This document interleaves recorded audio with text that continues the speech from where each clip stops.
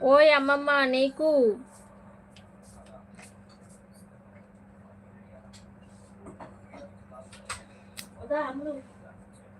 Hello hi అంటున్నారు. Hi Shiva గారు. ఎవరిని నమ్మాలో తెలుసు, ఎవరిని దూరం పెట్టాలో తెలుసు, కానీ నువ్వు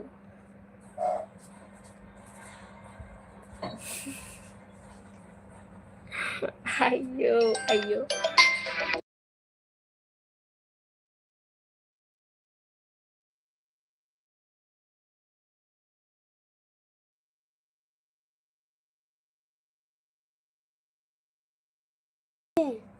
పో, తిను.